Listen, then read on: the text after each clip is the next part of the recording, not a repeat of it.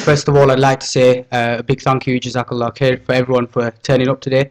And obviously, I'm sure everyone is aware of the talk that's going to take place. So to start off, I'm just going to invite Brother Riaz Timol. Some of you are aware he did the Does God Exist talk this time last year on Discover Islam Week on a Friday. So we're honoured to have him again. He's just going to give a few minutes introduction on our speaker today and the organisation that they've come on behalf of, and then we'll go straight into the talk. So everyone's aware, the program will run till 5:30. We'll hopefully finish the talk at 5, and then we'll have a question and answer session for about half an hour. That's how much time we've got. So without further ado, I'd like to call on Brother Riaz Timol.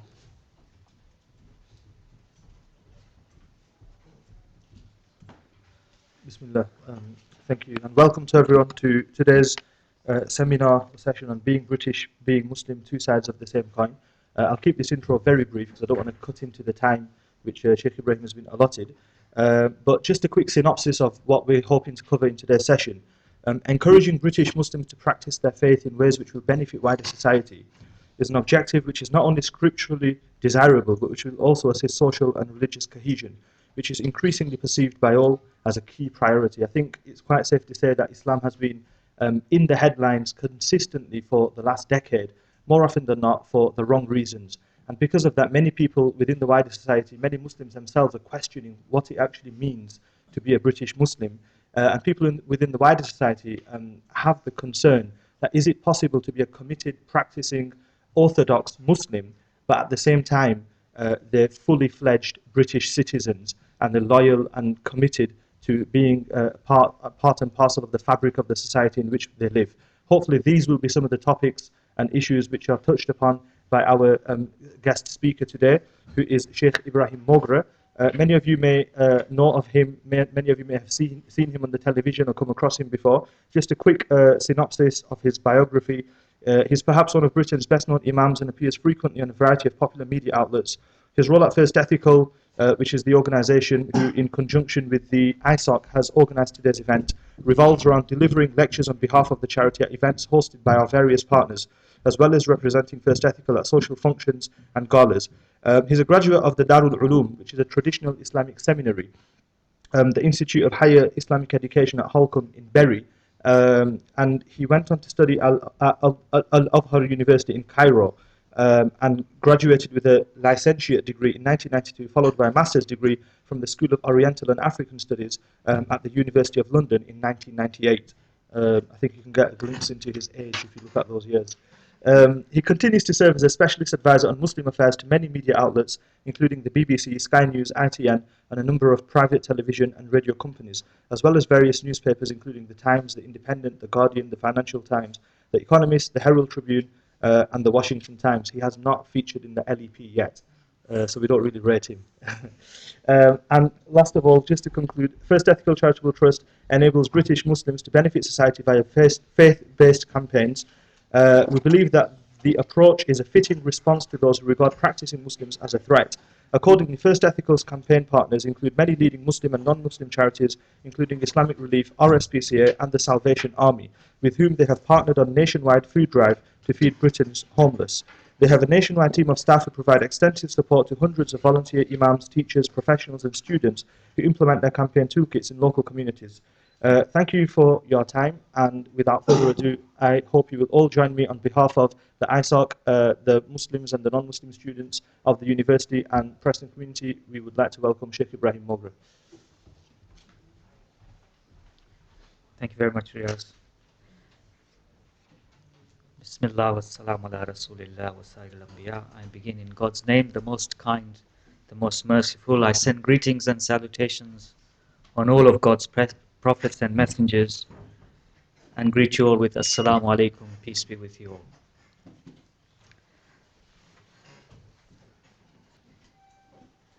The slide that we have on the screen contains two very, very important ingredients to the identity of many people.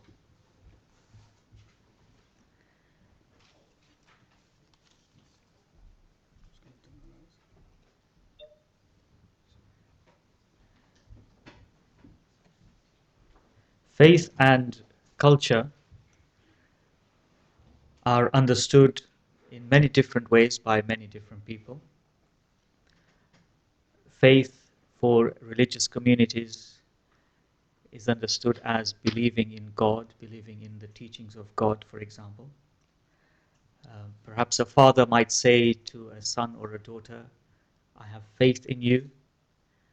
Someone visiting an ill person, a sick person, somebody who's anxious about something, worried about something, we would say to them, have faith, everything will be well, everything will be fine. I remember many years ago when Leicester City Football Club were hoping to make it into the Premiership, hoping to get to the playoffs, we were carrying banners that said, keep the faith. So faith means many different things to many different people. What I'm hoping to do today with regards to being British and being Muslim, two sides of the same coin, as I see around the room, and I'm really delighted to see so many of you turning up for this talk, especially my non-Muslim friends, brothers and sisters, I'm going to assume that your knowledge about Islam is basic, and so I feel it would be useful for me to share with you some basic information about Islam in the hope that you can see what makes Muslims tick in a way. If you are familiar with Islam already, I seek your forgiveness and I hope I don't bore you, but please bear with me. And if at any point I lose you, please feel free to put your hand up and I'm happy to elaborate further to help you along. But I'm hoping to keep all of us on board up until Q&A. What I'm also going to do is, rather than go on into the slides and share with you the slides straight away, I'm going to present to you what Islam requires of Muslims. And whilst I'm doing that, I'm sure many of us who are from different religious traditions or of no religious background at all, I'm hoping that you'll be able to see glimpses of the fact that much of the teachings of Islam are very much British values. I'm not going to go into the discussion about what is Britishness, because that will just open up a whole load of things about what is Britishness. But suffice to say that I believe that modern Britain is not about how you appear outwardly, externally, what you wear and how you dress and what you look like, but it's really about what is in there, what is in our minds, the attitudes that we have, and the actions that we carry out. For me, it's about respecting the rule of law, equality, justice, tolerance, respect, compassion, care, being charitable. All these are values which make up what we might regard as Britishness. So let me go into a little discussion about Islam and the position of faith and the role of faith in the life of Muslims. In Islam, the first thing that Muslims have to declare and believe in would be believing in God Almighty, that there is the Supreme Creator, God Almighty, who created everything that we know of and things that we are yet, which we are not aware of and we are yet to know. In Islam, it is not so much about seeing is believing, but really it's about believing in the unseen. It's a leap of faith where you get yourself to believe in something you have not seen. We have not seen God, but we believe in God. We have not seen His messengers and prophets, we believe in them. And so many other belief aspects. Once a person declares their faith in God, then we would regard them as Muslims. While I'm on the subject of Islam and Muslims, let me just also share with you one aspect which perhaps some of us might feel is a bit trivial, but I think it's very important. You've heard me use the word Islam and Muslim with an S sound, Islam, Muslim. This comes from the Arabic root letters of S, L, and M, Sin, Lam, Mim, which give the meaning of peace, and through etymology of the Arabic language, you can extract from those three root letters Islam, which means submission, submission to the will of God. Some of us have fallen into the habit as Muslims, but some non-Muslim friends as well, where we refer to Islam as Islam. You've heard that before? Islam. And from there we hear of Muslims, or as the Americans would say, Muslims,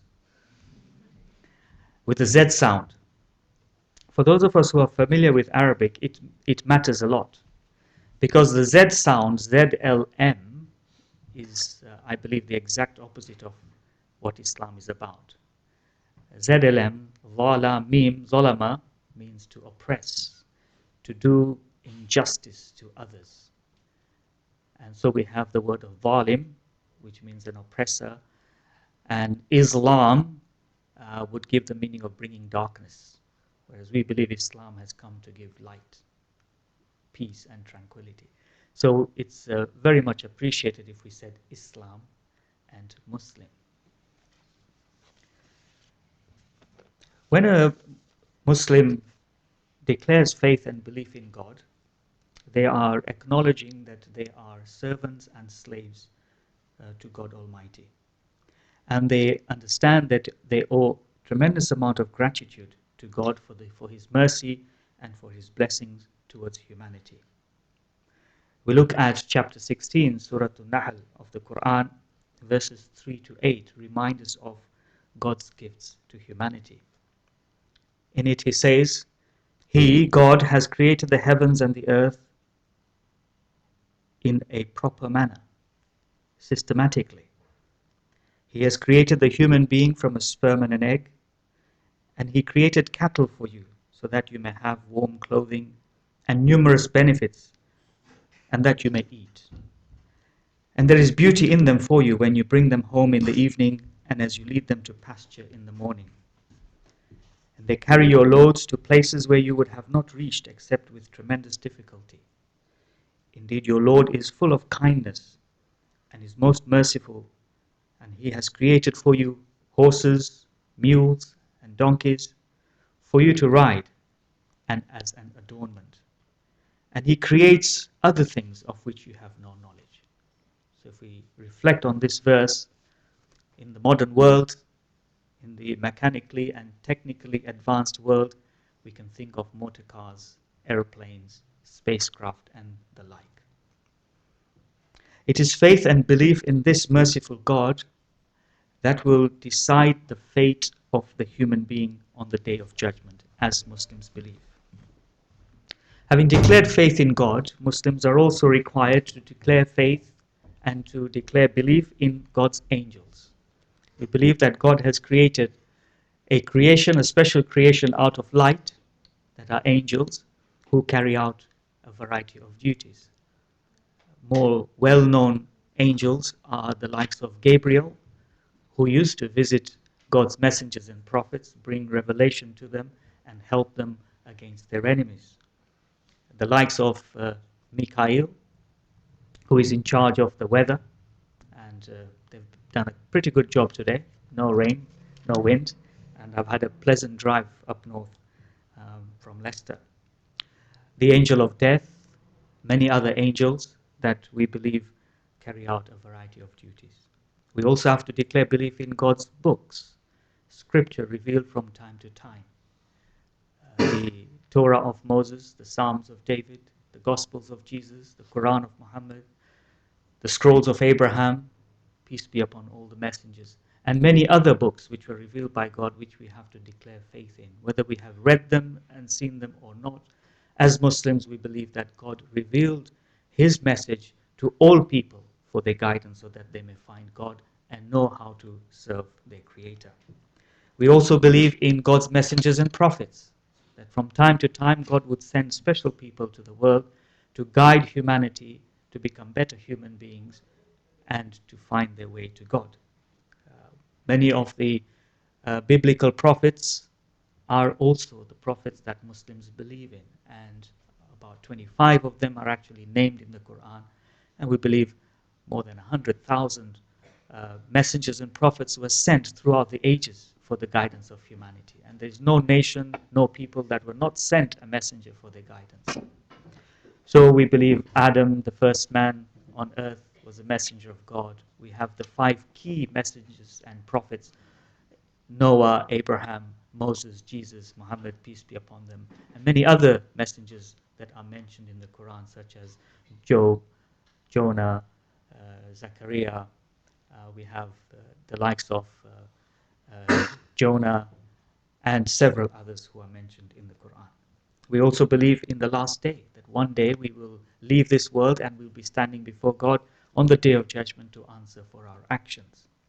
And therefore we believe in resurrection, that there is a life to come after this worldly life, a temporary life that we lead here on this planet, and then one day we will be resurrected, never to die again.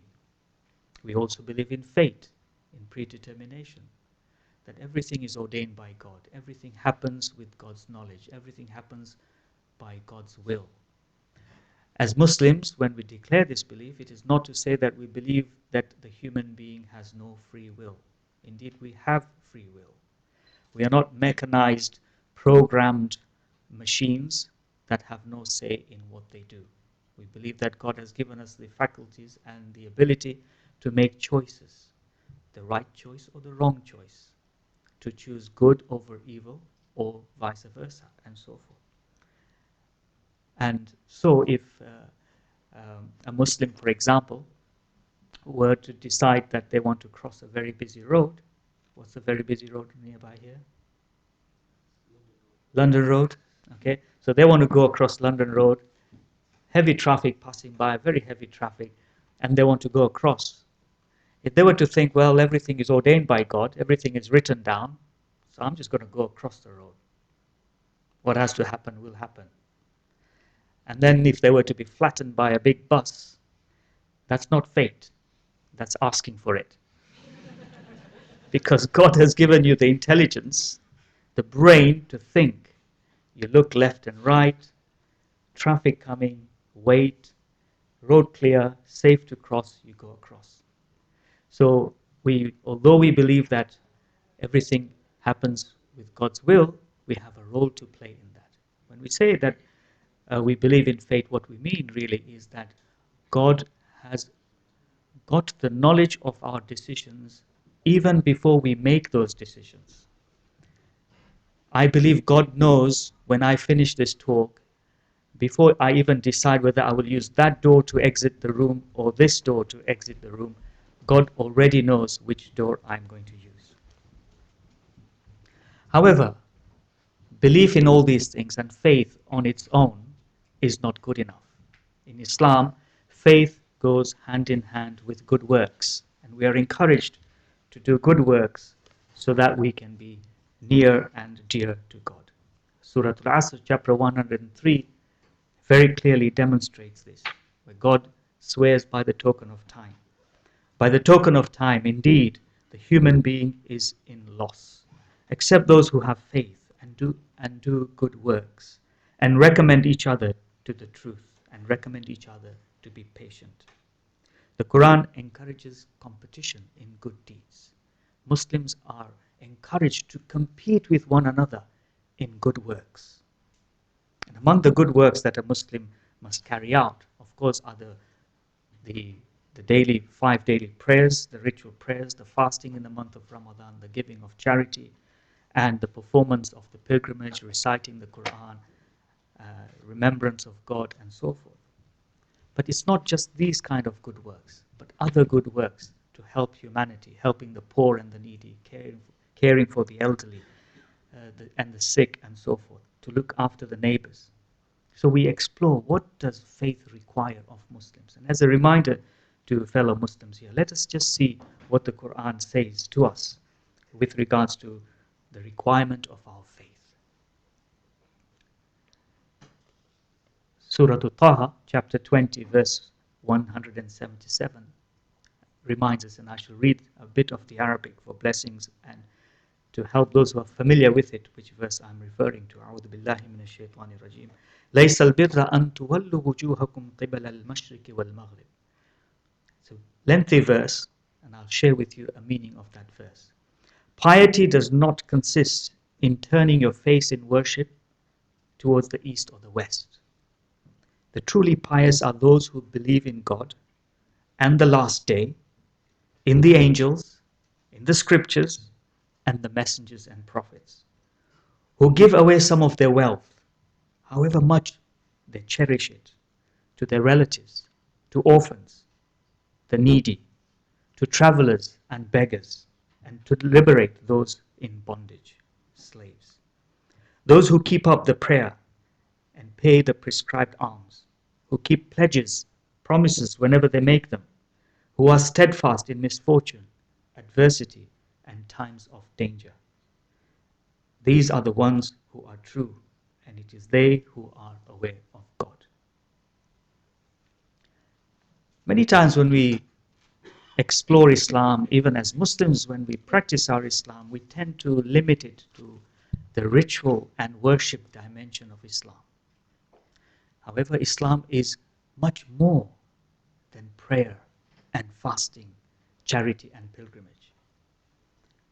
And so the scholars have helped us to understand that Islam can be categorized into 5 different categories, 2 out of which have got everything directly to do with God and not with fellow human beings. And the remaining 3 have nothing directly to do with God. It is all to do with fellow human beings. Although ultimately, when we are good with fellow human beings, it will attract God's love. Let us explore these 5 components that make up Islam. The first is imaniyat, the belief aspects of Islam, which I have shared with you already. The second is ibadat, the worship aspect of Islam. Again, I have shared that with you. So we believe in God and all the other beliefs. We worship God, we fast for God, we give charity to please God, we perform pilgrimage for God. It's all about God. And then we explore the remaining 3 components. Mu'amalat, our financial dealings. Buying, selling, shopping, finding a job, earning a livelihood. All that is to do with fellow human beings. And there are some very important guidelines and principles which Muslims have to follow when they are undertaking financial exchanges with people around them. To avoid usury and interest. No gambling, no fraud, no cheating, no deceit. If you are a business person selling products, making sure that the quality of your goods is what it is as advertised, not faulty goods, not damaged goods, not out of date goods, and so forth. If your business involves weighing things to make sure that the weight is proper, the length is proper, and so forth. And also, Islam encourages us to be self-sufficient, not to depend on others, not to beg, not even to depend on the welfare state, if at all possible. Of course, when circumstances become difficult and you have to seek the support that you're entitled to, fine, but otherwise, Islam says you must earn your daily bread with the sweat of your brow. And we have a wonderful, inspiring story about a man who was begging, and the blessed Messenger Muhammad, peace be on him, when he saw him, he called him over and he said, "You must not beg. You should not depend on others. You must be able to stand on your own feet." And he asked him about his possessions. "What do you have? Do you have any belongings?" And he had some meager possessions, some utensils and very simple things, which the Messenger Muhammad, peace be on him, auctioned off. He sold them off for him and instructed the man to buy an axe, go into the woods, collect firewood and sell it. Within a few days, the man was self-sufficient. So this is what the scholars say is a fifth of Islam. If you look at the 4th dimension, mu'asharat, our social interactions, how we live with people around us, our families, our neighbors, work colleagues, fellow students, and the public at large. Simple things. Just saying hello, hi, good morning. These are very much emphasized in Islam. To smile at a fellow human being is regarded as an act of charity in Islam. All the courtesy, the politeness that we can demonstrate, all that is very much encouraged in Islam. The blessed Messenger Muhammad, peace be on him, said, and I shall share some Arabic with you again for those of you who have an interest in it. وَالَّذِي نَفْسِي بِيَدِهِ لَا تَدْخُلُوا الْجَنَّةَ حَتَّى تُؤْمِنُوا وَلَا تُؤْمِنُوا حَتَّى تَحَابُّوا وَلَا أَدُلُّكُمْ عَلَى شَيْءٍ إِذَا فَعَلْتُمُوهُ تَحَابَبْتُمْ أَفْشُوا السَّلَامَ بَيْنَكُمْ. By him in whose hand my life is, you shall not be proper believers. I'll do that again. You shall not enter paradise until you become proper believers. And you cannot be proper believers until you love one another. Shall I not show you something which, if you do, will help you to love one another? Spread peace amongst yourselves. Some of us understand this to mean to say Assalamu alaikum, the greeting of peace. I started with that, Riyah started with that, our MC. Muslims greet others with the greeting of peace when they first interact with them.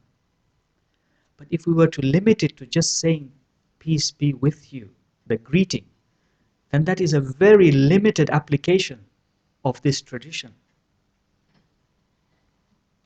What this means, spread peace, actual peace and salam, not just the greeting, but to spread peace. Wherever a Muslim goes, they take peace with them.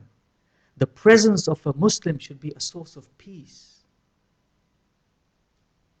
And clearly, the ultimate reward for that, for the Muslim, will be to be in heaven, in paradise. Respect for all is very much at the core of Islam. Surah Al-Hujurat, which we recite time and again, chapter 49, verses 11 to 13, we're very familiar with these. God says to us, O you who believe, let not any men among you laugh at other men.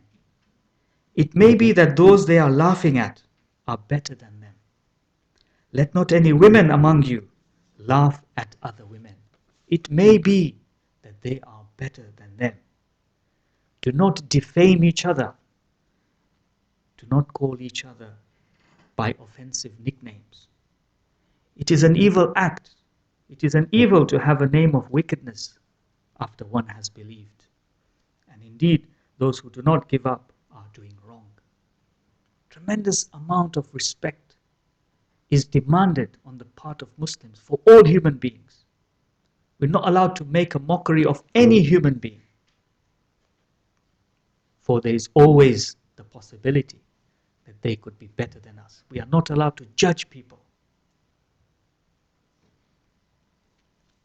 Verse 12 reminds us, O believers, avoid much of your suspicions.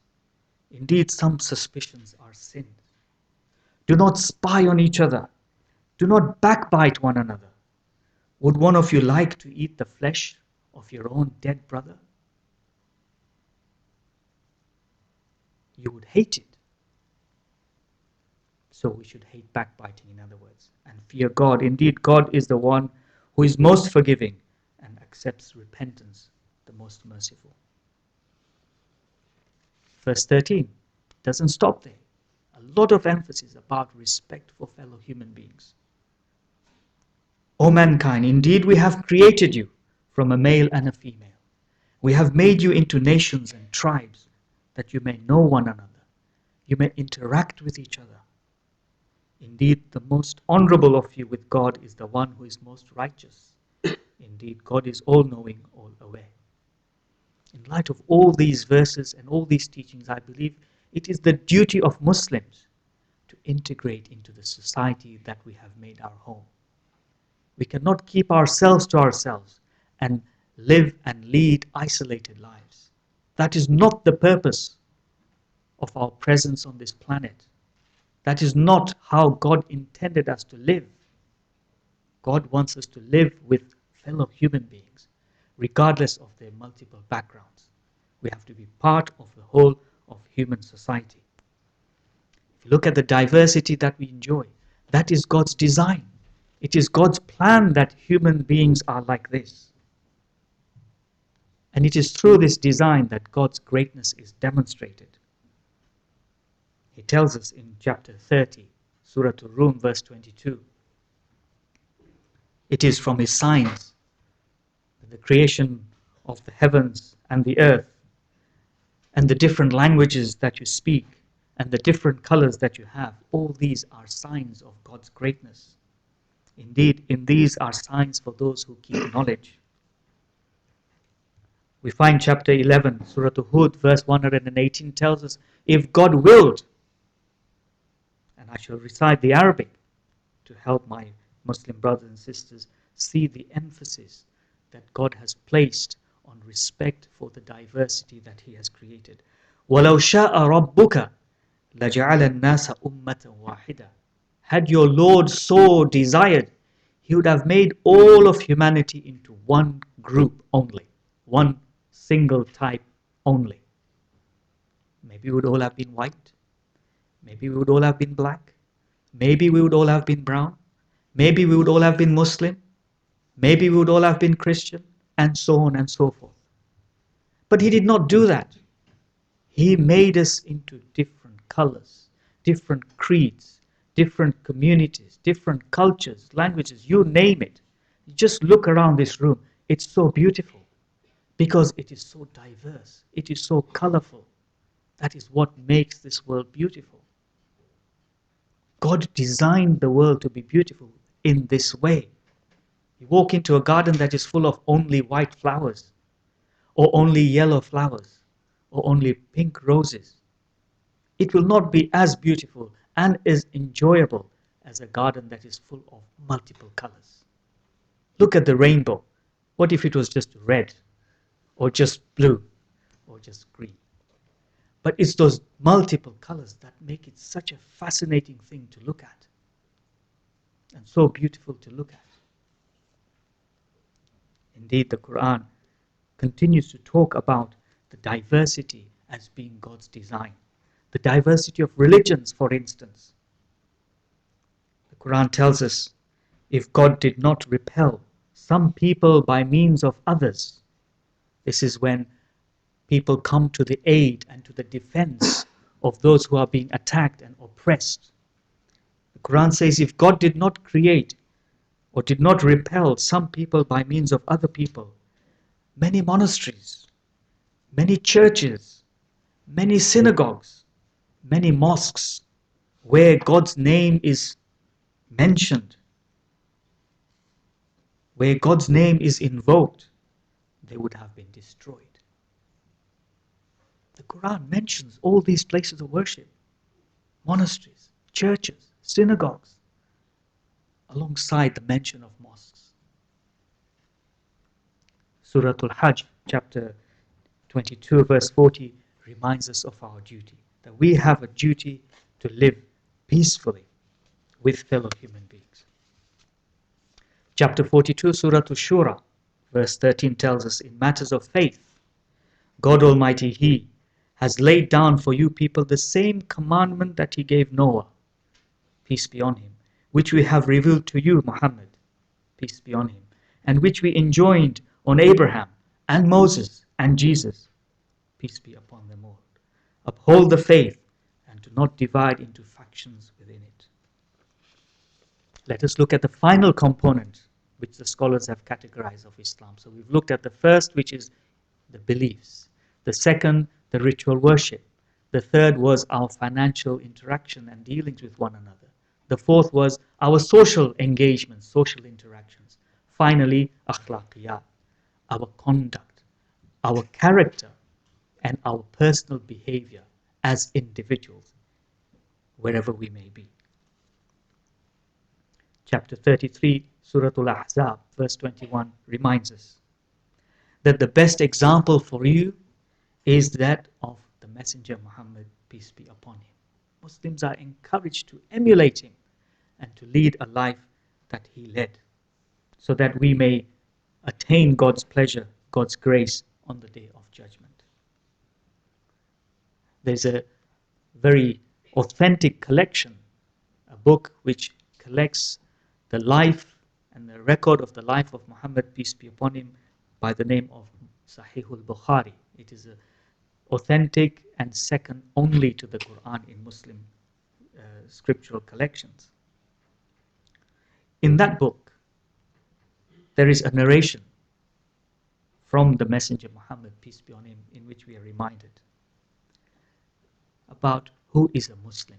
A Muslim is being described. The description of a Muslim is found.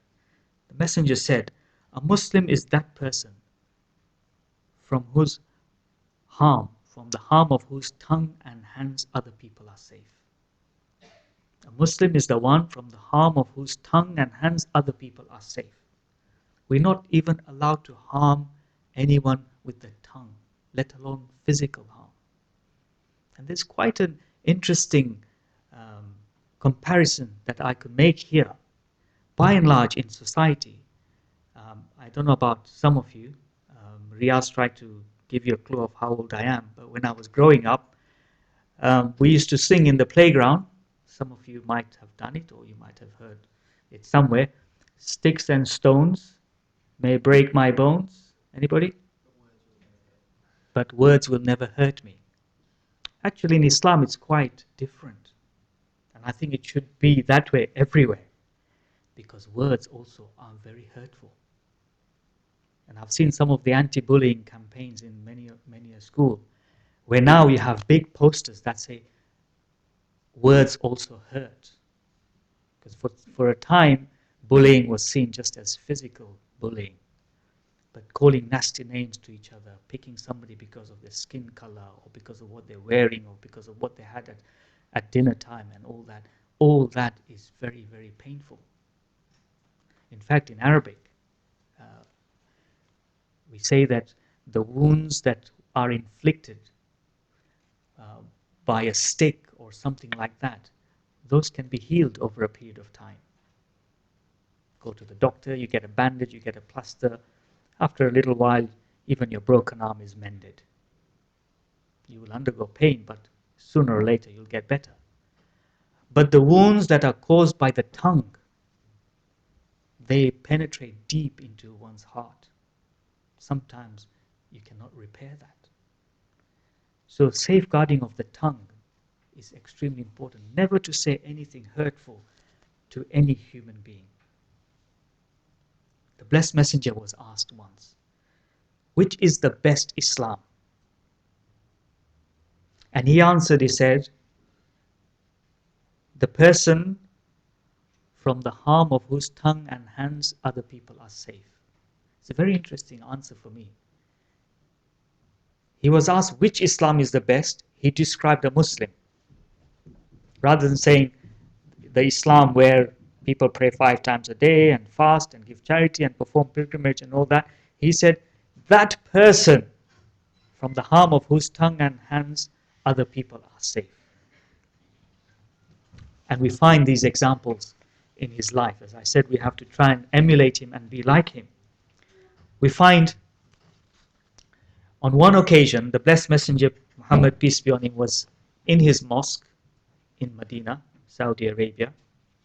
He was sitting with his companions and they were doing some learning. There was some teaching and learning going on. All of a sudden, a Bedouin walked into the mosque. An illiterate person who had no idea of where he had come. And he went into one part of the mosque and he began to urinate. When the Muslims saw this, they were shocked. They all wanted to get up, grab him, and I guess throw him out. That's what we do. That's what you do if somebody comes and does something like that in your place of worship.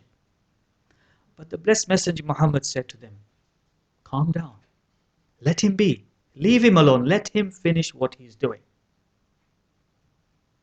When the man had finished, very calmly and very kindly, Muhammad, peace be on him, called the man over, the Bedouin and said, "Brother, come here, sit with us." Sat him down and explained to him in a calm, beautiful way. He said, "Look, brother, this is a mosque. It is the house of God. It is a place of worship. It's not a toilet." That's all he had to say. He commanded his companions to bring some buckets of water and clean out the mess.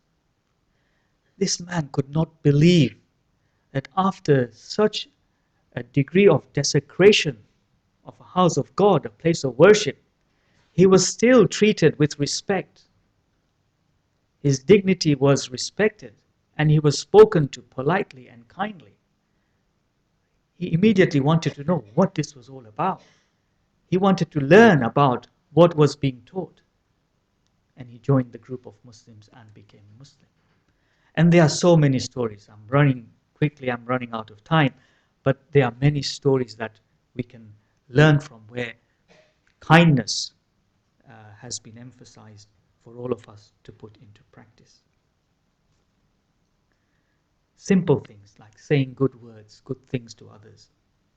Perhaps remaining silent if we have nothing good to say. The Messenger Muhammad, peace be on him, said, if you have nothing good to say, then remain silent.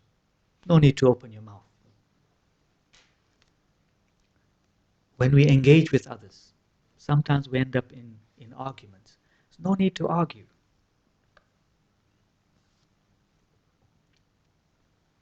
In Sahih al-Bukhari, the authentic collection of hadith, the Messenger Muhammad said, the most hated person in the eyes of God is the one who is most quarrelsome of the opponents.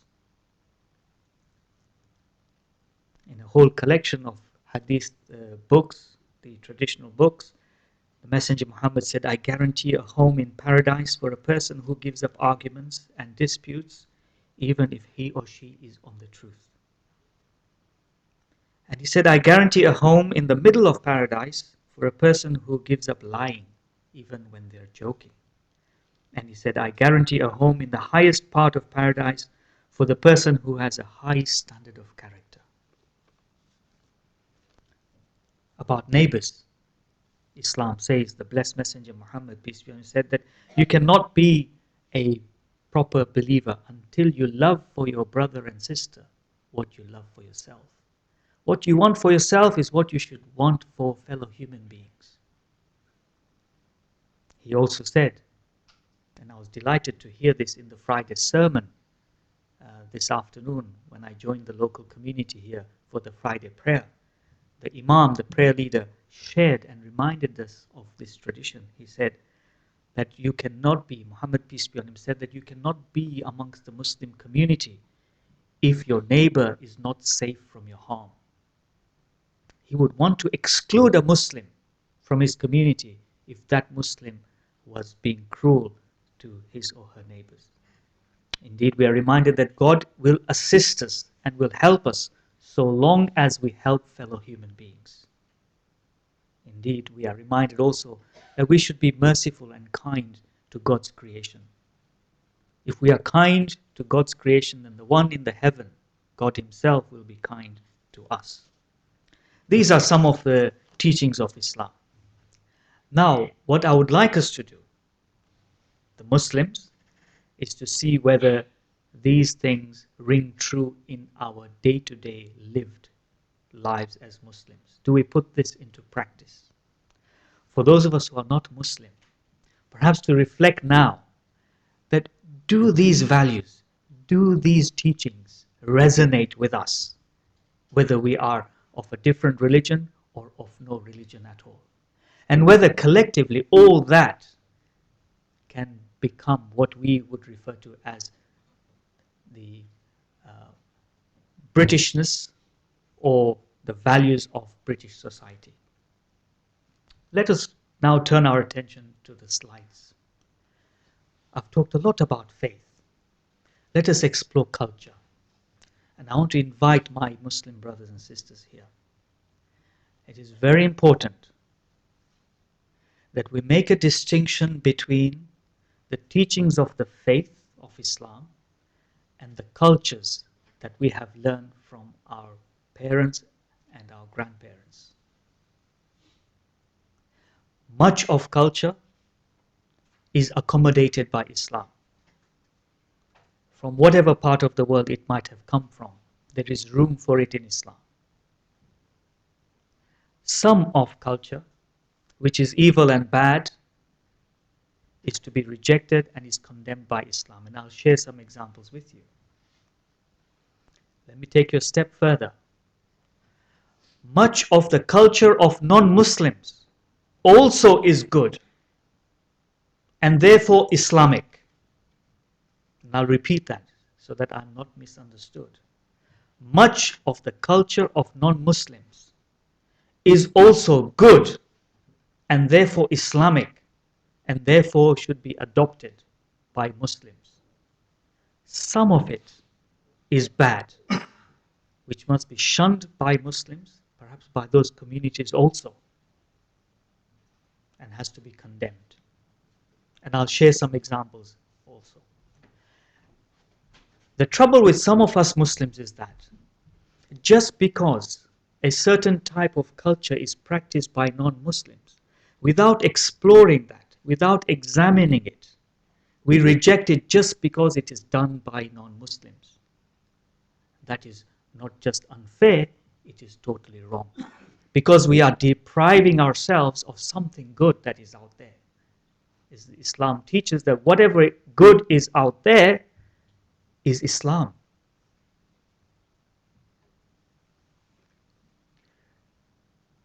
Let us explore now with one or two simple examples. We've heard of honor killings. Anybody not heard about honor killings? Everybody has heard about honor killings. It is a cruel, evil, un-Islamic, inhumane act. Not just Islam, no religion, not only religions, no society in the world can condone and accept the killing of any person to preserve one's honor. Usually happens when this young lady, sometimes a young man, have decided, say for example, to marry someone that the parents are not agreeable with. And they begin to believe that this daughter of theirs has brought shame on the family. And in order to restore the honor, that young daughter of theirs has to be killed. There is no room for that in Islam. It is totally un-Islamic. It is a culture of not only some Muslims, maybe other religious groups as well, but it is a culture which we have to reject and condemn. Let me show you a different side of things. We pick just one simple culture from non-Muslim society. And I'll use this, maybe it might create some disagreements, but I'm going by my observations. Driving on UK roads, driving on British roads. Very, very few countries where I've been to where the roads are so quiet, as in absent of hooting and honking. And how drivers have common courtesy, who allow you to pull out of a parking bay, who will give you way and let you drive from one lane to another without getting angry or anything about it. Common courtesy on the road. I've been to many countries which are majority Muslim populated. My goodness. It's terrible. Absolutely terrible. I can see some heads nodding. It's true. And I'm ashamed of it. We should all as Muslims be ashamed of this kind of behavior on the roads as Muslims. Wherever in the world. Common courtesy for fellow drivers. Now that British culture of courtesy on the roads is Islamic. I cannot define it as anything else. It is British, it is Islamic. I've shared two simple examples with you. We can think for ourselves of so many different examples. So what has gone wrong? Why do we think of questions such as this? If I can get it to work.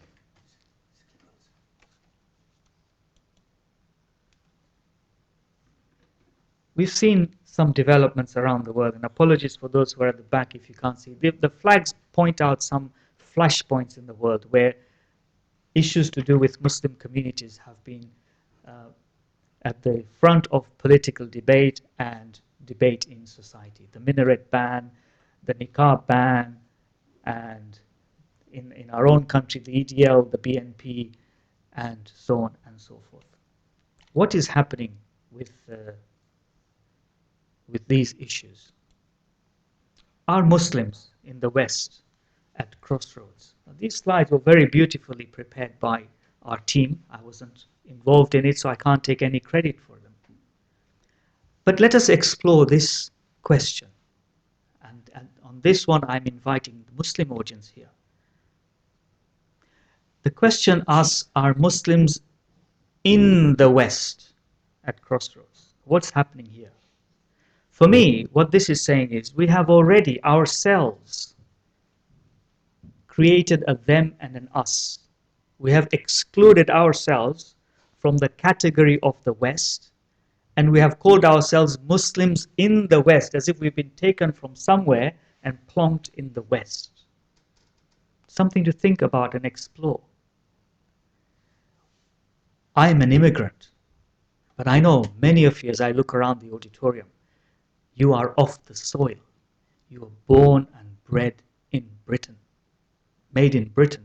I remember growing up as a child when we used to get toys and all that, we used to look at the bottom, it said, made in Great Britain. We used to feel so proud, this is something made in Britain.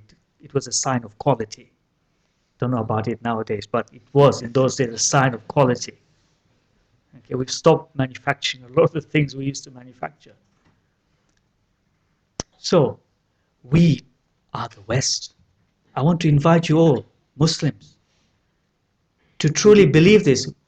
You are the West. You and I, we are the West, alongside our Christians and our other non-faith fellow citizens. All of us together, we are the West. And we have to begin to believe that and not see ourselves as alien or outsiders. We are the West. We make up the West. As you have seen, as demonstrated by all the teachings of our faith, they are absolutely and fully compatible. There's not I don't believe there's one single white British person who would have any objections to any of the things that we have been talking about so far. These are universal human values, which every single human being would subscribe to. Not necessarily believe in God and believe in all the other things, but the teachings that come from those beliefs are universal human values. So we are the West. And so I believe that being British and being Muslim is perfectly compatible. Two sides of the same coin. And it's very unfair that it is Muslims who are put on the spot and made to choose. I have many Christian friends. Not one of them has told me that they've ever been challenged and asked whether they were British first or Christian first. It so happens that it's only Muslims. Whenever that question is asked, it's asked of Muslims. Are you British first? Are you Muslim first? Why should we have to choose? Why can we not be all those, both those things at the same time? If I were to ask a number of questions to the audience here, you will find yourselves putting hands up several times in response to my questions. Because we all have multiple identities. I am British. I am Muslim. I am Asian. I am a father. I'm a Leicester City Football Club follower.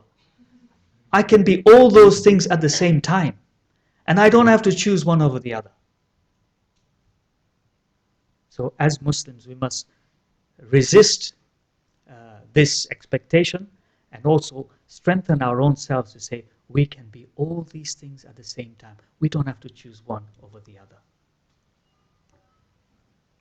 However, it's not easy. There are many challenges. There are people who reject our Britishness. I'm not sure how many of you followed the program on Channel 4, Making Bradford British.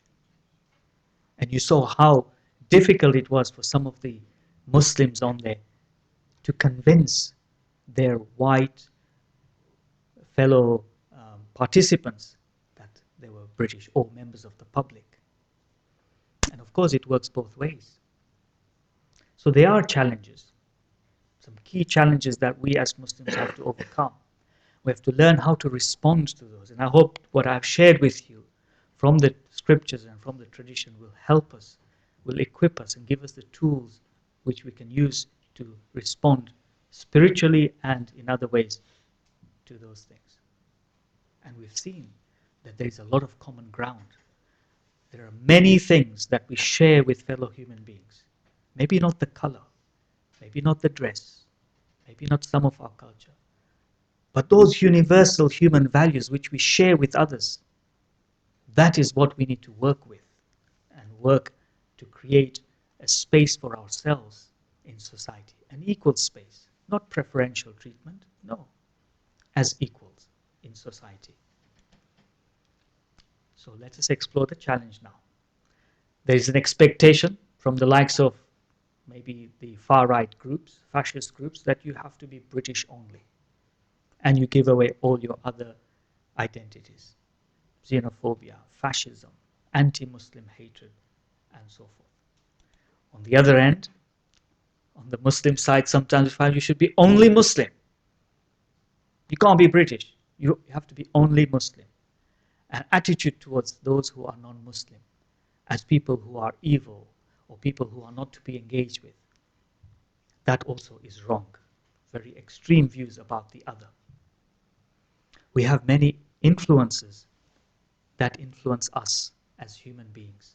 They are cultural influences. My parents' culture strongly influences me.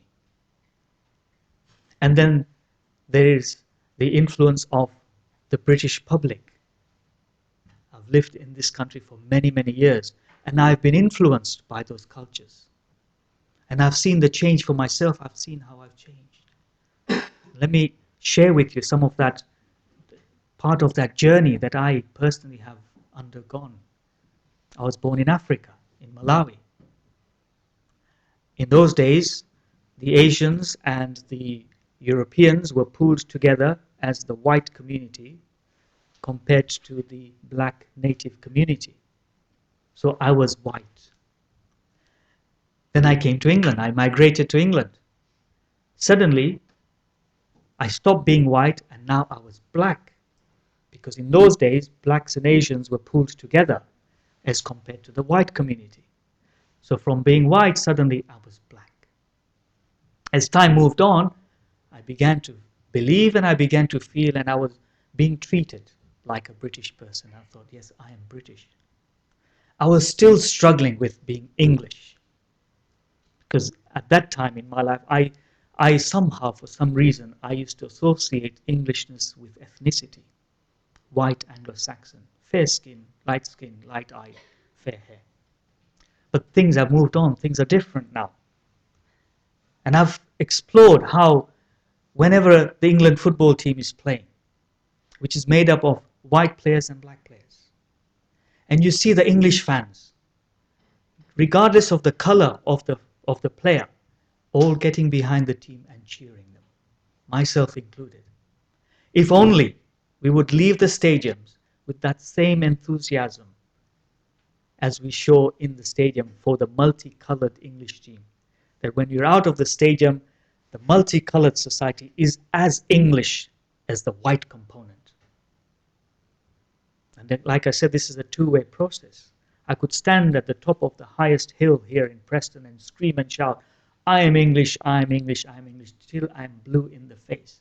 But until the white English community do not accept me and embrace me and see me as an English person, it's not going to work.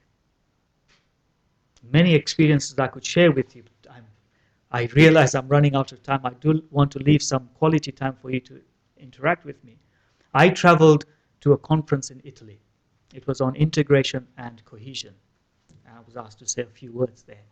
I boarded a flight from East Midlands Airport, early morning flight. The flight was full of Europeans, as in EU citizens. We landed at Florence Airport, and I saw that people in the queue in front of me had the photo page of their passport open, and they were showing the page to the immigration official at the desk, and just filing past his window, everyone. So I'm in the queue, and I'm thinking, well, I'm European, I'm British, I have a British passport, I'm English, I'll do the same. So I open the photo page of my passport, I come to the window. You know what happened next, don't you? Yes. So I asked the conference, I said, when you see me on the streets of Florence, or at Florence Airport, or on the streets of Leicester, or Preston, who do you see? Do you really see a European? Do you see a British person? Do you see an Englishman? Do you? Or do you see a Muslim? Do you see an Asian? Perhaps you see a Sikh because sometimes I wear a turban and you mistake me for being a Sikh. I don't want to, I hope I'm not offending anybody, but I'm trying to have, I'm sharing with you an experience which I have had, which I feel many Muslims also are having. And if we are going to integrate our societies and value each other as equals, there is a lot of ground that we have to cover. There are compromises to be made. There's a terrain that needs to be navigated together. Together, we as Muslims have to be prepared to integrate ourselves. And the wider communities have to be prepared to embrace us as equals despite our multiple identities. We are English, we are British. Let me share with you one or two other smaller examples, simple examples. I said earlier on that there are many things in other communities, in other cultures, which are beautiful, which are wonderful, which we should take as Muslims. There are a lot of beautiful things we as Muslims with our multiple cultures have to share with wider society. What's the favorite dish? What's the national dish of United Kingdom of Britain? Fish and chips? Update yourself. Come on. Really fish and chips? No. Last time I checked, it was chicken tikka masala. Why not? It's a delicious dish. Why not? White English people tried the dish. It's delicious, it's tasty, and it's become a bestseller. Apparently, it's a British invention. If you go to India and you ask for chicken tikka masala, they say, you what? They don't know what it is. If you come to our house, my boys do not like the curries and the rice. They say, Mom, not again. They will eat it. They got no choice. They will eat it. You got to eat what's on the table and thank God for it. Be grateful. We remind them of the poor and the needy around the world who don't have even that. But the day we cook fish and chips, everybody's happy.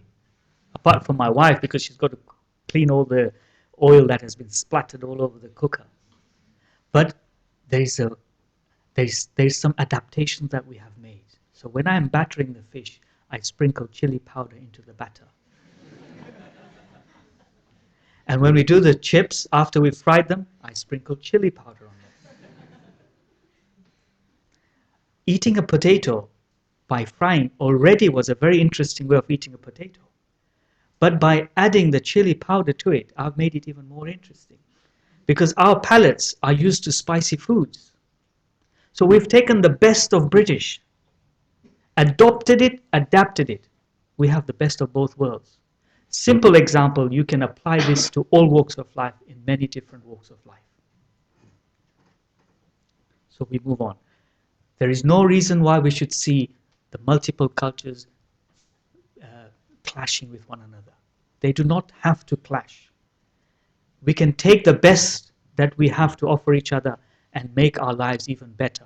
We end up with a hybrid culture which is second to none, as we have done at home with our culinary and our menus on the dining table.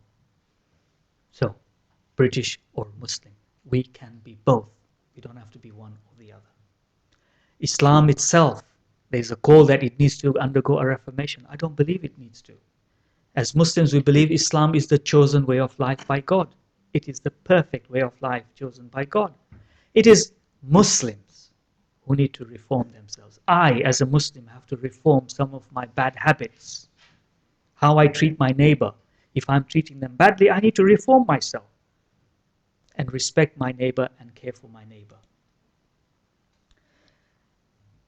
There are some Muslims who believe, no, we cannot integrate with wider society.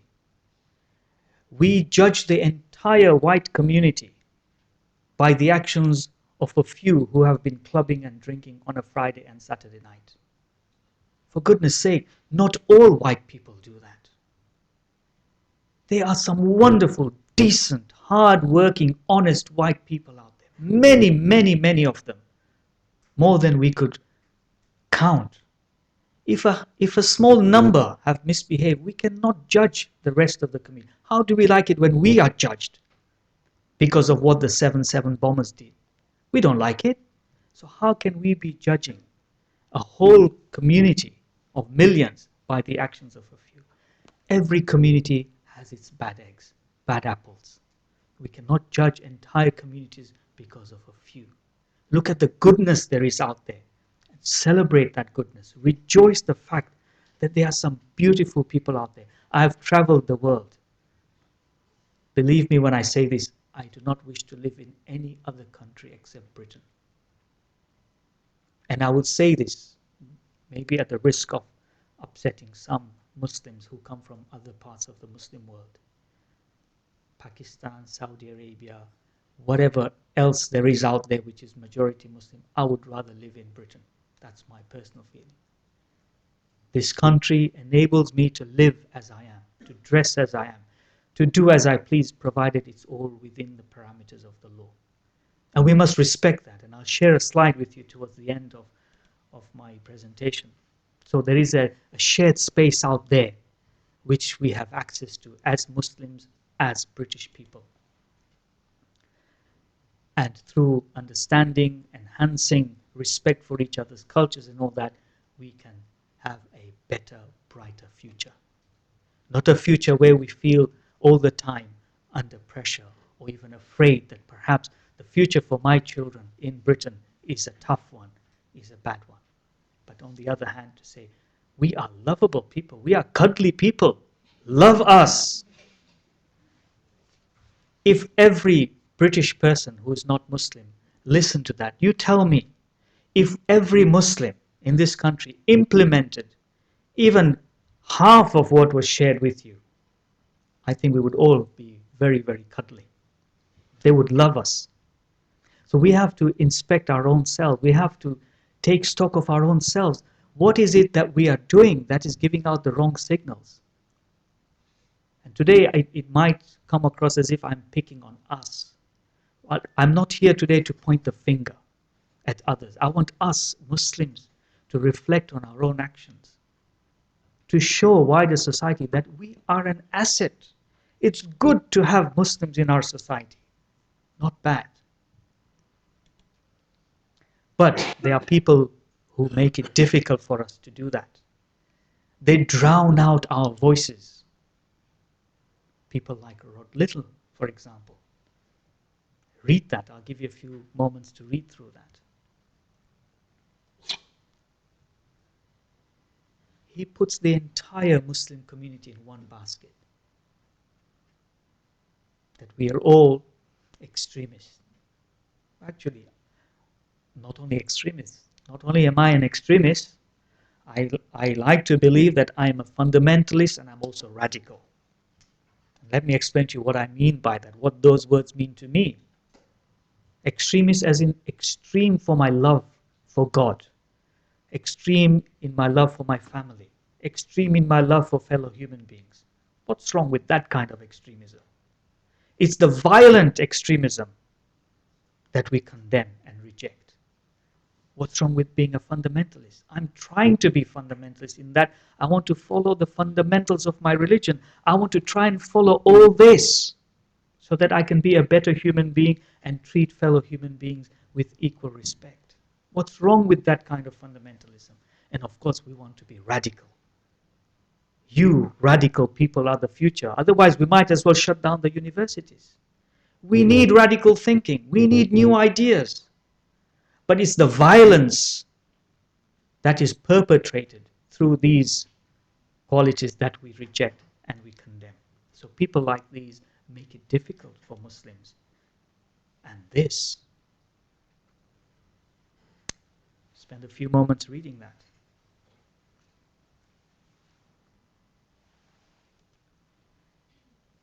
Make it difficult for Muslims to live in Europe, so they will leave.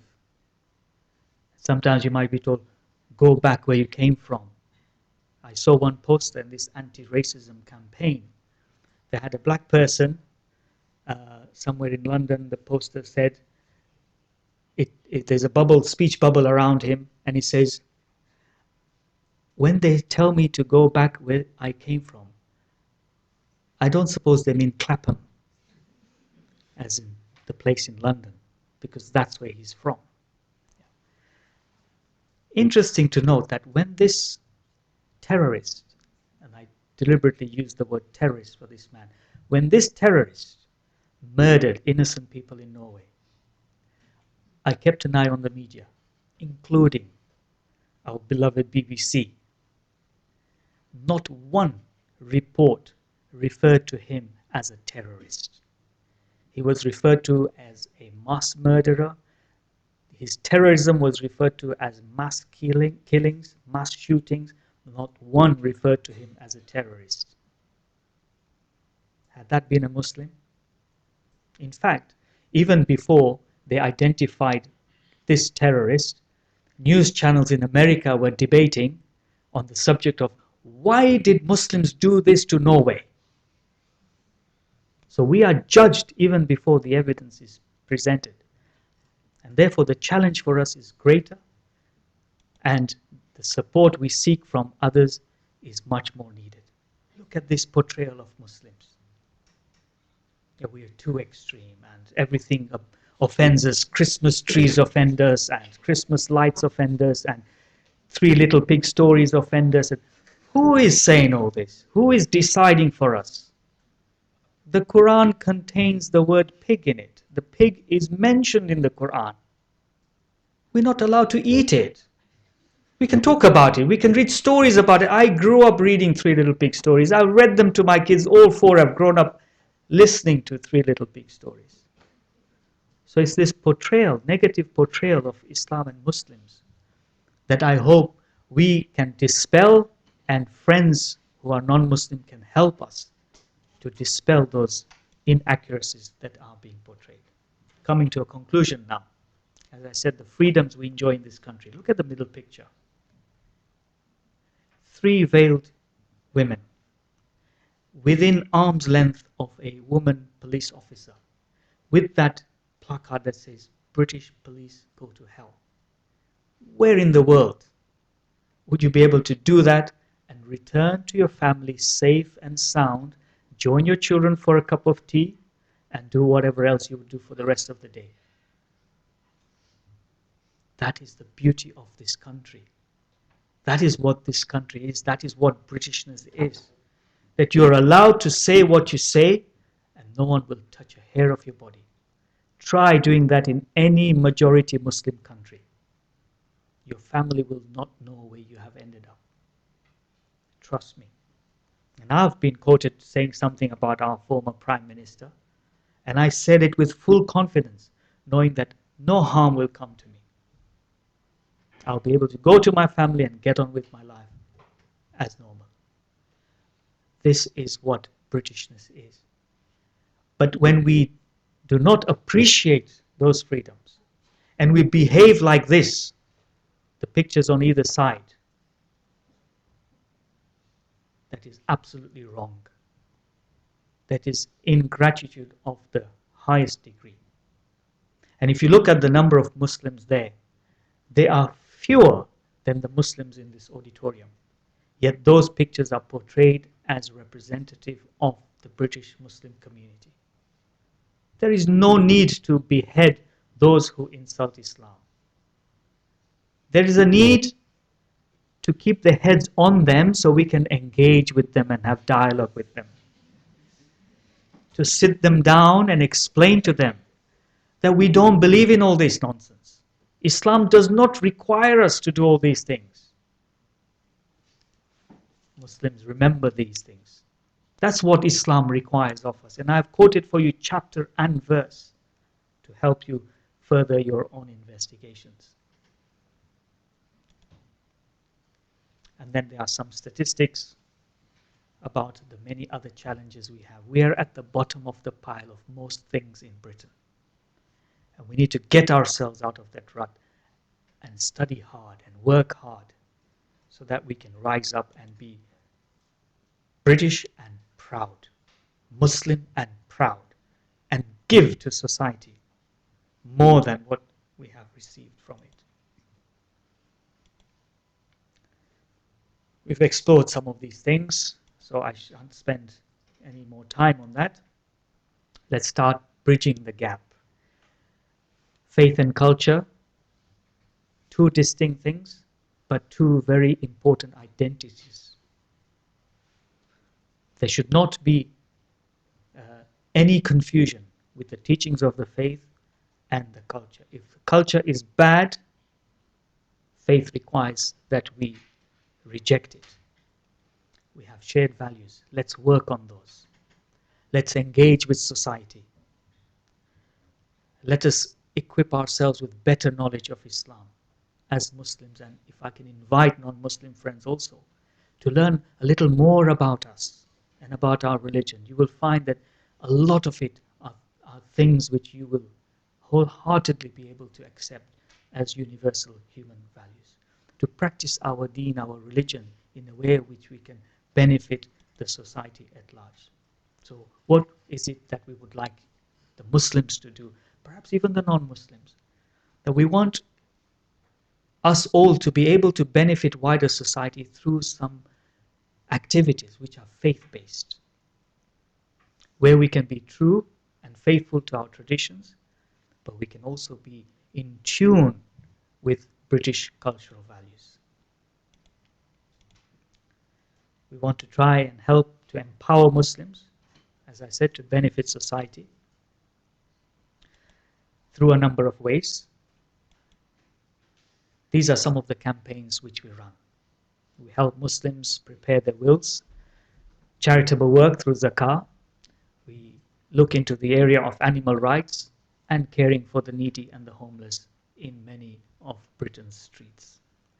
These are our partners that we work with, internationally recognized British institutions, Islamic Relief, Al-Qalam, RSPCA, the Salvation Army, a range of organizations. Some of the work we do is to provide toolkits for ISOCs like your own, for mosques and others, to know how to engage with people. We go into schools, help and encourage young children to study hard, to work hard. And this is what we do with the provision of food for the homeless and the needy. That we encourage people through Friday sermons in the mosques to be charitable and to give, to help the poor and the needy in our country. Collecting food. Let's think about how much food we ourselves waste in our homes. So much wastage. If we can have less waste, we will have a little to share with those who have nothing. This is how you can collect your food, and if you visit our website, I'm sure you'll be able to gather more information. So we need you, Muslim or non-Muslim. You're all welcome to work for the common good of all of British people and of humanity. Over to the chair now. Thank you so much for listening to me so patiently, and I do apologize for taking up your time, but I hope that in the few minutes we have left, we can cover some of the issues that you wish to raise with me. Thank you so much. وصلى الله على النبي الكريم وآخر دعوانا الحمد لله رب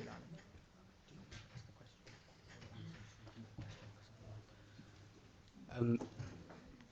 So if anyone's got any questions they'd like to direct to the speaker, even if it's not regarding this topic, it's better if it's regarding this topic, but anything else will also go. I'll kick it off with one of our Ustream viewers sent a question in, saying that the importance of voting, especially for Muslims. And I think obviously the student union elections are taking place as well at the moment. So to encourage Muslims to vote in these elections and also the elections for local council and a wider level as well. So can you explain the importance of that? Sure, it's very, very important.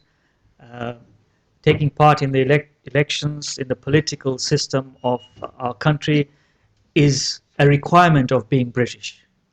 We have to have a say in who are who are the people that are going to be our leaders, our political leaders. Just a point of caution is when you elect somebody for your students' union or for your local council in your councilor's position, as Muslims, do not be tempted to vote for the Muslim candidate. I don't believe that's voting. I think that's favoritism or tribalism or whatever else you want to call it. Vote for the candidate who will deliver the needs of your local community. Because we as Muslims, we are about the common good. It's not about Islam and Muslims. This is about the common good of all citizens. And if that candidate happens to be Christian, good. If they happen to be secular, good. If they happen to be agnostic, good, provided they deliver what is required. So we vote smart. And we vote for the candidate who we believe will be the best candidate for all. If it happens to Muslim, that's the icing on the cake. But otherwise, any candidate who's shown the potential to serve us, we should vote for them. Any other questions?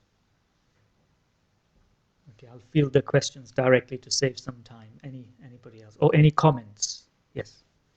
Alhamdulillah, while appreciating your effort and not underrating your lecture, I still find it difficult to understand the effort your organization is making towards bridging the gap between being a British and being a Muslim.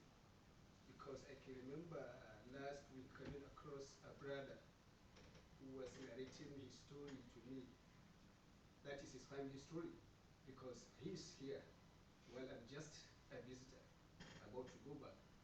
That at the time he accepted Islam, there was this conflict between him and his wife and the family in general, having to do with his accepting Islam. And on approaching one of you, when I say you, I mean the ulamas, you understand, for a kind of advice as to how can he cope, what can he do as a Muslim to still maintain a cordial relation with his family. The first response from the first imam was that, anyway, if the wife still insists that she's not going to follow you or not going to live in peace with you just because of your new faith, just leave her. And the issue of dress, which he is using and he is used to, that's the shirts, jackets, trousers, and so on, also raise a problem to him, which I believe is part of culture, that one imam told him that he has to keep all these things aside and always be in Jalibra. And that no matter what, he has to keep beards the way you are having now.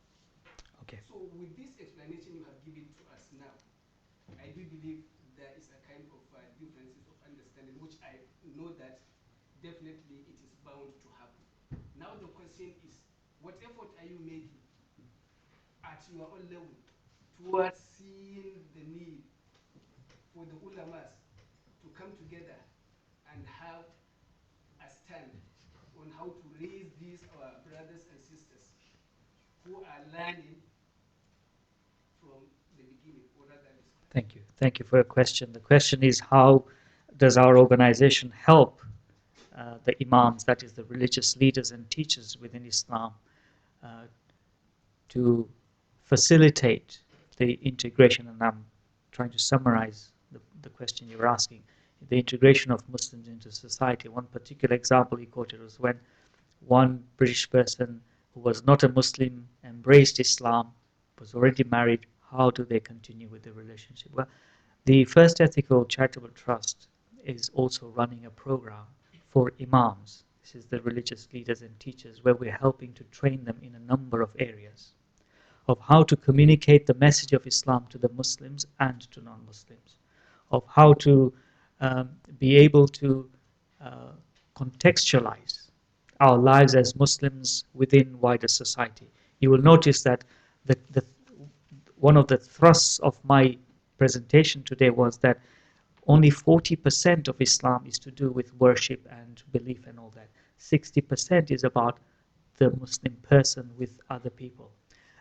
With regards to the dress code, for instance, I try my very hard to dress the way Muhammad, peace be upon him, dressed.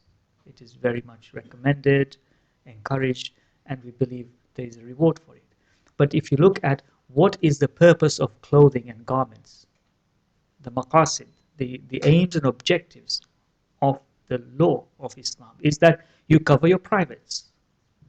So how you do it will vary from one place to another. If you do it with a shirt and trousers, fine, that is good. If you do it with a long dress and you've covered your hair, if you're a Muslim woman, that is good, it's fine.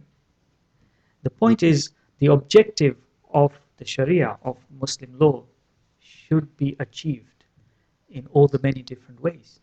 And maybe I should take you back to the slide which I skipped, a very wise saying of a very prominent scholar who tries to help us understand that wherever you go in the world, the Islam that is practiced in that part of the world will have a flavor of the local culture. I've been to China for some work, and the mosques there are very, very Chinese. Very Chinese. You get the Chinese roof on the mosques. Even if they have a minaret, it will have the Chinese style on it. So you see that the Chinese culture has been accommodated by that. And this is what something I'd like to challenge. Maybe some of you Muslims here in future might become part of a community that wants to build a mosque. And some of the mosques, I hope I don't cause any offense to anybody, but some of the mosques that we have built in this country, they really are out of place. I'm sorry to say this, but it's like we've plucked them from somewhere in the Middle East or in some Muslim land and plonked them in Britain. We have not even showed, this is how I feel, we have not shown any respect to the local architecture and local environment. We should be innovative. We should create mosque designs that fit in with the British tradition of building and architecture.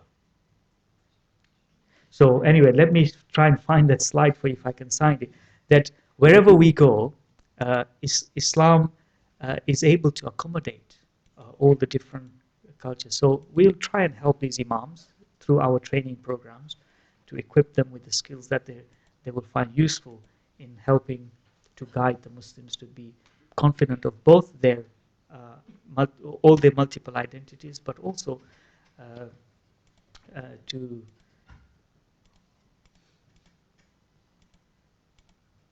bridge the gap. I think is the question you were asking, how to bridge the gap. There we go. That's Sheikh Ba, who is a West African scholar, and I'll leave that for you to absorb.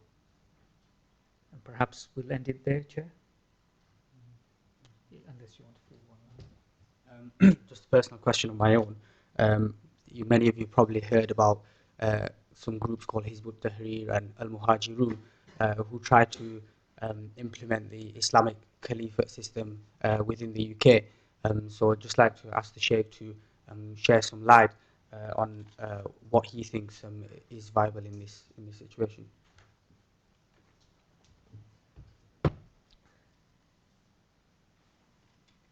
I believe we live in a multicultural, multi-faith society where a huge percentage of the population is non-religious, is secular. And I believe that we all have an equal share of the public sphere, the public space, and of all the different aspects of our lives in this country. I would not wish to impose my rules and my ways on non-Muslims. Just as I would not welcome the efforts of non-Muslims to impose their ways on me. There are many things that we have a common understanding and we can all subscribe to. Rule of law, the democratic systems that we have in our country, all that we can equally subscribe to. For me, what is more important in Britain, for me as a Muslim, rather than establish a caliphate, which is a Muslim political power or seat, I would rather work on my own self and on fellow Muslims to be good human beings. And once we are on the way of trying to become good human beings, hopefully we are on the way to becoming good Muslims.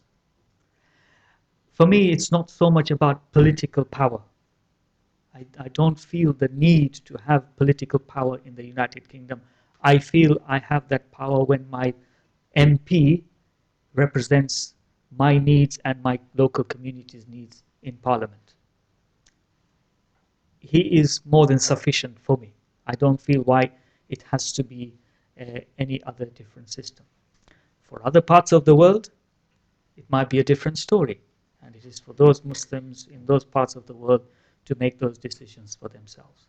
But going by what we are noticing in North Africa and parts of the Middle East, Muslim communities alongside Christian, Jewish and other communities in their countries are looking for a different system. A system whereby they can exercise their freedoms and access the rights and the services that are due to them. I believe that any activities that we take or engage in this country have to be within the parameters of the law. We have laws in this country that have to be respected. And if any of the activities of any group, even my own activities, if they incite hatred, if they incite violence, if they are racist, and if they are against the law, then the authorities should take every action against me. It's up to every individual to ensure that we live by the law. Okay, two sisters. Yes, sister.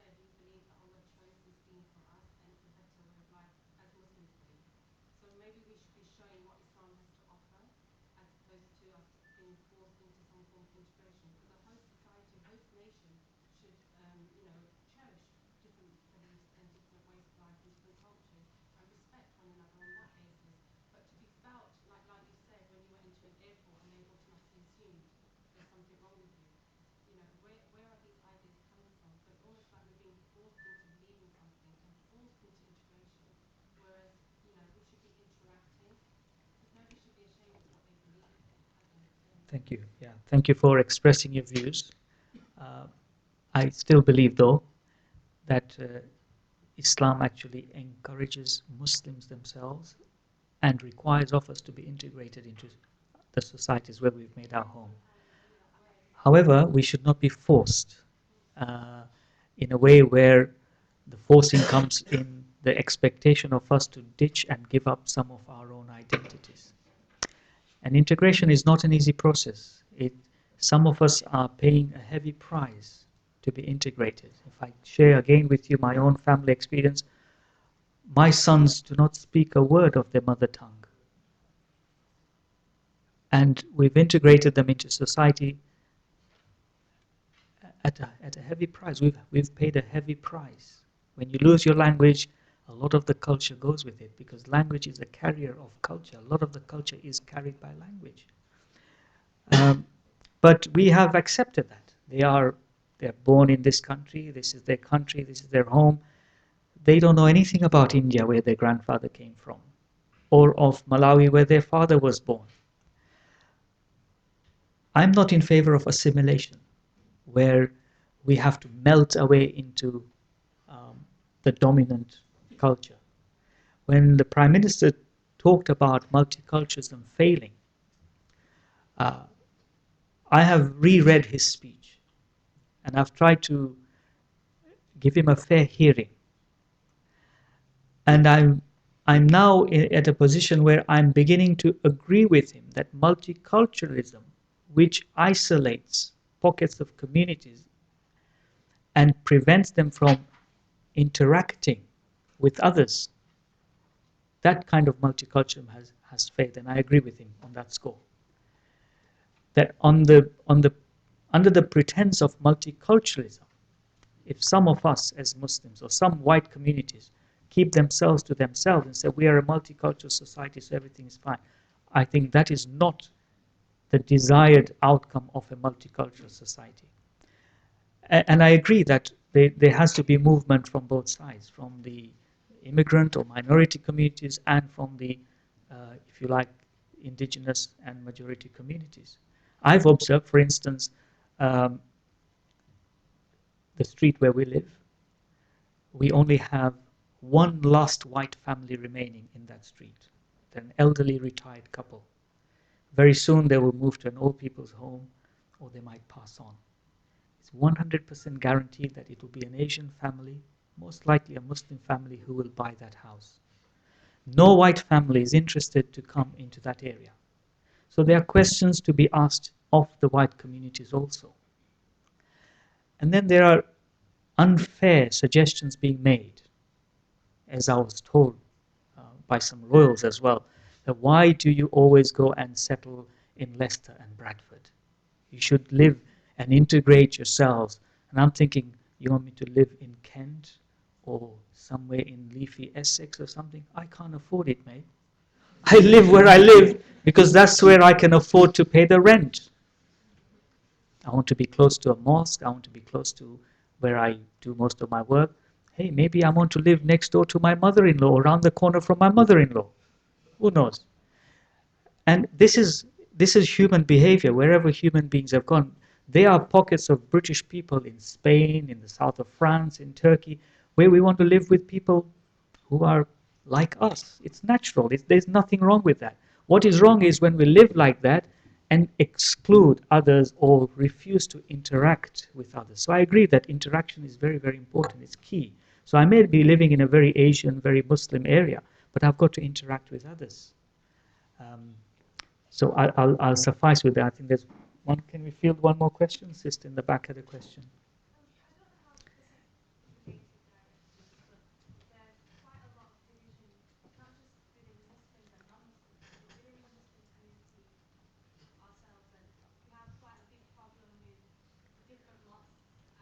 Yes. Can I stop you there? I think I've got a gist of your question. I think diversity within the Muslim communities is good. It should be celebrated. We should see it as a source of strength. We should not allow it to divide us. It's when we allow those differences to create divisions amongst us where it is harmful. But otherwise, Islam has a rich tradition of many divisions and many diverse groups. If you look at the jurisprudence and the fiqh, the laws of Islam, you've got the 4 schools of law, for example. So in some aspects, as different as chalk and cheese. But we don't have to fight over them or fight about them. There's a huge range out there, and Islam can accommodate all that diversity of Muslims. We need to use that as a source of strength rather than allow it to divide us. We need to develop more tolerance, no, not just tolerance, but respect for the other person's views. And let Muslims choose what they want to believe in. We don't need to try and convert fellow Muslims to our tradition. They can be from a different tradition, it's fine. they're all legitimate, they're all authentic. The scholars who have formulated all this jurisprudence and all that have taken it from scripture, from sources, and we should respect that.